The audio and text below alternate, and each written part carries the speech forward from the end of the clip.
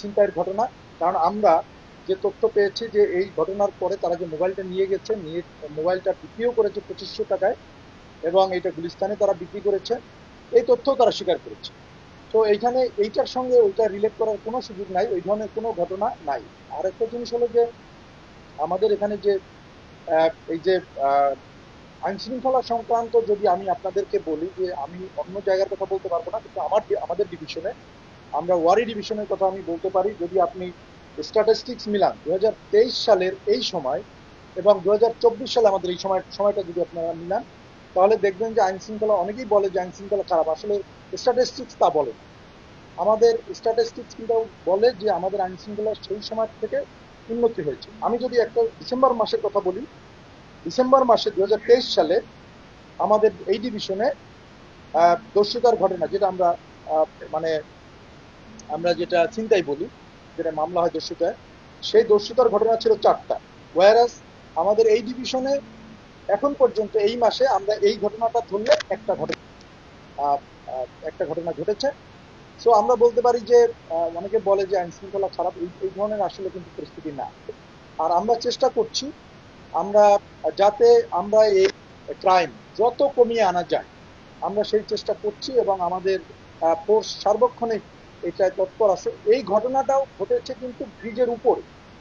আমাদের আমাদের police force নিচে ডিউটি করে, তো তারা হয়তো অথবা এই ব্যক্তি, বা আমি বলবো যে ব্রিজের উপর থেকে যেহেতু নেমে আসছিল, ওরাও যে টার্গেট করে গিয়েছে এইরকমের আমাদের কাছে এখন পর্যন্ত তথ্যে মনে হয়নি।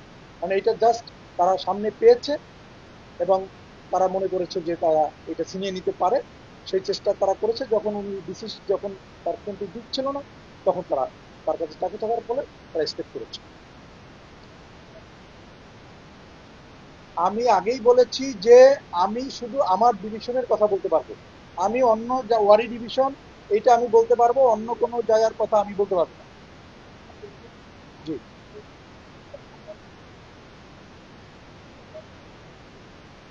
জি, মামলা আছে। যে স্টেপ করেছে রোহান, তার নামে আমরা কনফার্ম করতে পারিনি যে কতগুলি মামলা আছে, বাট তার নামে মামলা আছে একাধিক, এবং আমরা সেটা কনফার্ম করেছি যে তার নামে একাধিক মামলা আছে। এবং আমরা আহ, এই মাসে আমরা এই ছিনতাইকারীর বিরুদ্ধে 5টি মামলা করেছি। বিভিন্ন সময় আমরা 20 জনকে গ্রেপ্তার করেছি। এবং একটা বড় বিষয় হলো যে এই ছিনতাইকারীদের মধ্যে আমরা অধিকাংশই আমরা পাচ্ছি এই কিশোর গ্যাংয়ের সদস্য, এবং তাদের বয়স সবই ধরেন 15, 16, 17 এইরকমের মধ্যে। এইরকমের আমরা একটা মানে সংখ্যা পাচ্ছি, এবং এটা হিউজ। তো আমরা এটা কাজ করছি, আমরা ব্যাপকভাবেই কাজ করছি। আমরা আশা করি যে এটা আমরা আরো কমিয়ে আনতে পারি। এইটা খুবই অনাকাঙ্ক্ষিত, এইটা হওয়ারই কথা না আসলে, যে ফ্লাইওভারের উপরে কেন যাত্রী নামাবে, এইটা হওয়ারই কথা না। এইটা আমি মনে করি যে আমাদের যে ট্রাফিক ডিভিশন আছে তারা এই বিষয়টা দেখবে, এবং সংশ্লিষ্ট অন্য যারা আছে তারাও এই বিষয়টিকে নজরে নিবে। কারণ হলো যে ফ্লাইওভারের উপরে আসলেই কোনো প্যাসেঞ্জার নামানোর কথা না, যার জন্য আসলে আমাদের ওখানে ওইভাবে ইয়েও থাকে না, আমরা নিচে ডিউটি করি যাতে আমরা খেয়াল রাখি। এবং না, এইটা এইটা যাবে না এরকম না। আমরা আসলে তো ওখানে খুব দ্রুত গতিতে গাড়ি চলে, আপনারা জানেন, থামার কথা না। তো সেখানে আমরা ধরেই নেই যে আসলে ফ্লাইওভারের চেক হয়ে তারপরে তো গাড়িটা উঠছে, ওখানে নামার ওখানে একটা চেক পয়েন্ট থাকছে। তো সেখানে আমরা স্বাভাবিকভাবে ধরে নেই যে এটা সেফলি ওখানে যাবে। ঠিক আছে ভাই, থ্যাংক ইউ।